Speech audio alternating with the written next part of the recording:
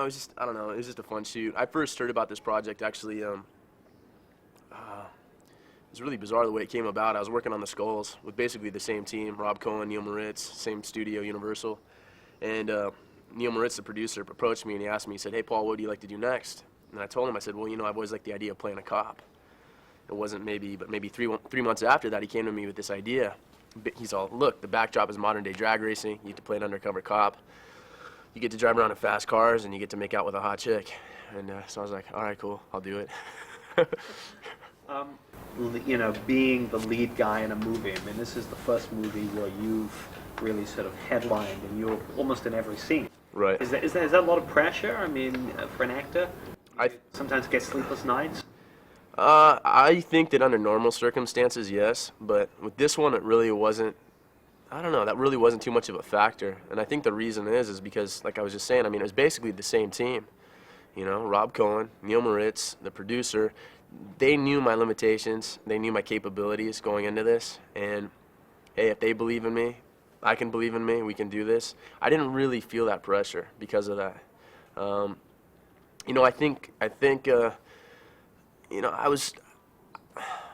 I think even now, I think after doing this, I think I would still be a bit reluctant to attach myself headlining a film, to attach myself to a film headlining. I don't know. I just think that, I don't know. That's quite an undertaking. I mean, especially if you're talking, 35, 40, 50 plus $1 million. I don't know that I'm too comfortable with that yet. Tell us about the moment you found out that you got this role. I mean, I know they asked you to do it, but you must have been ecstatic.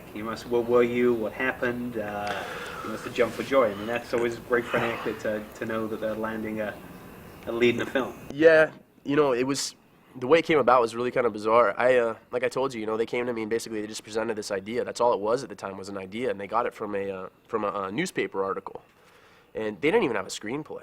They didn't have anything. They just had the premise. I mean, they knew what it was going to be about, but nothing more. And my representatives right off, I mean, they could tell that I was interested, and I was more than interested. I was really excited about the idea.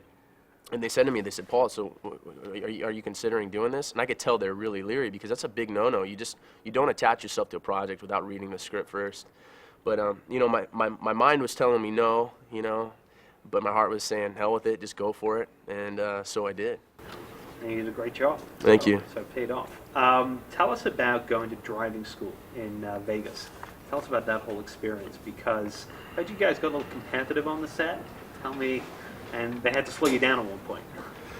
I wouldn't say that it ever really got competitive because everyone pretty much knew. I think it was pretty much understood that, I was the best driver in the cast. I mean, that's all there was to it. No, they sent us off to driving school. This job really was just a complete joke because, I mean, I got paid to play.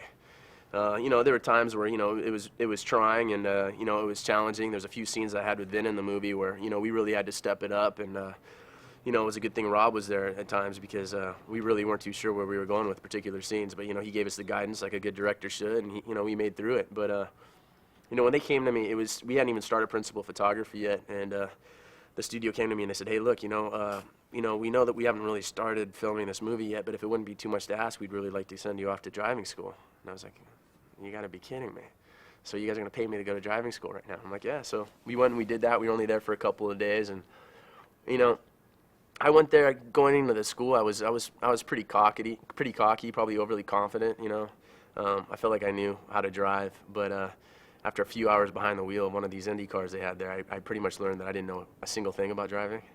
So it was humbling, but it was good. And, it served two purposes. I think one, Rob really wanted everyone, all the cast members, to experience speed, since we were basically going to have to sell it on screen. I mean, you as, a viewer, you can't feel it, so we have to sell it, with body language or, our facial expressions, whatever.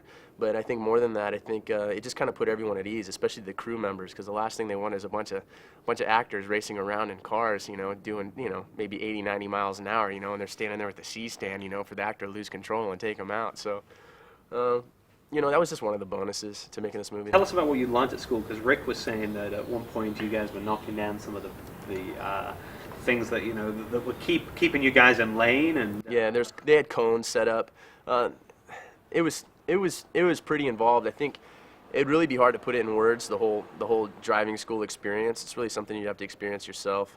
It was stuff as simple as how to take a turn.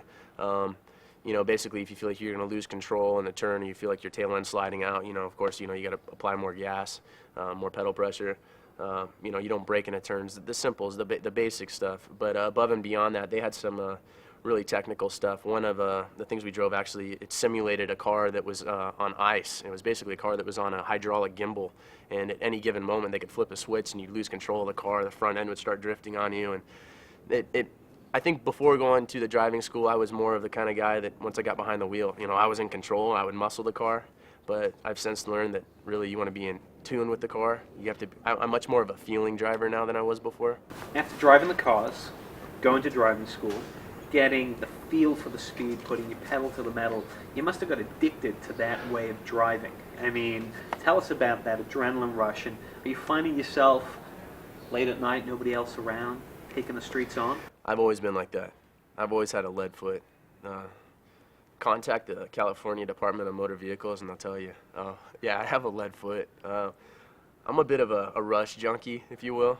I grew up driving fast cars. I grew up, I'm a thrill seeker.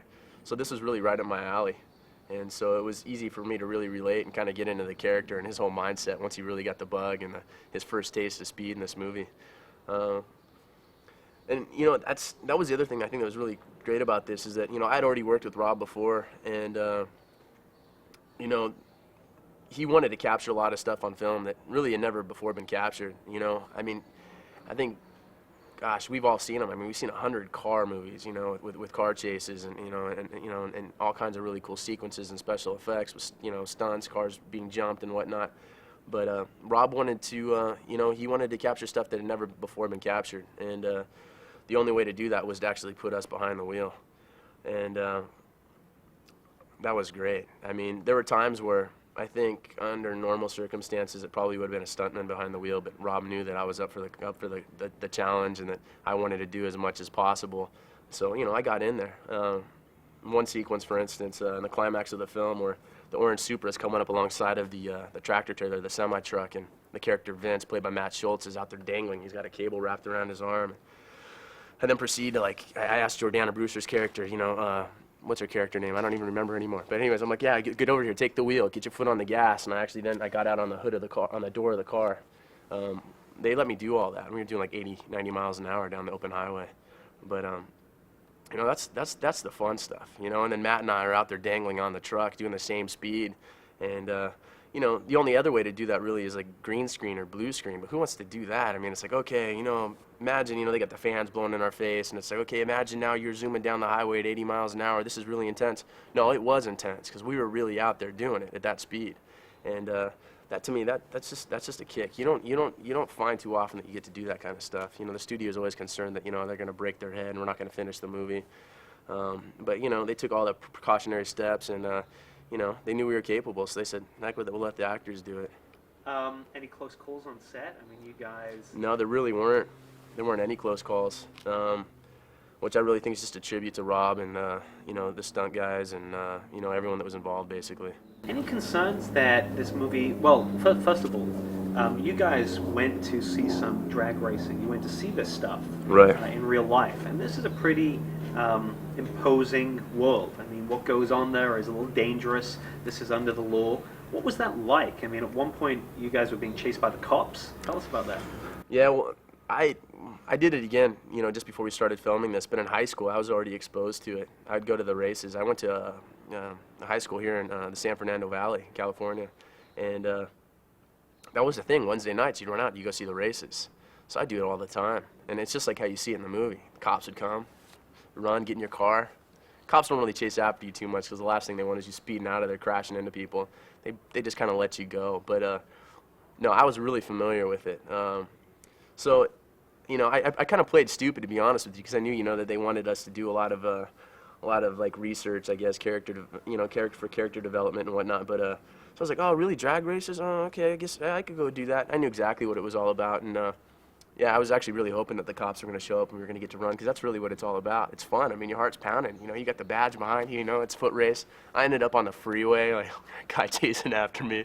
Um, that's the fun part, and that's the other thing I really like about this movie is, you know, that's really the way it happens. You know, Hollywood almost always manages to get in there, you know, and somehow like they try to spice it up and they ruin it more often than not. But you know, with this movie, they didn't need to. I mean, this lifestyle, this culture. I mean, what these kids do. I mean, this is real. Tell us about romanticizing this kind of world. Are you concerned at all that teens will want to get into this racing action after seeing this movie? Because there are some dangers inherent in this kind of lifestyle. Yeah, kids have always been into racing. Drag racing has been around since, gosh, I don't know, who knows, probably 40s, maybe even before that. Kids will continue to race. I don't think this glamorizes it. You know, I think this shows, you know, there's a lot of it. There's a lot at stake. There's a lot to risk. And, you know, actually in the film, Hector, the character, Hector makes a reference to how he's going legit. He's going to race Naira. That's really the only way to do it. I mean, you got to be sensible. There's nothing worse than, you know, I mean, just imagine, you know, like a 120-mile-an-hour blowout on a surface street with, you know, pedestrians lining up and down the street. You don't want that.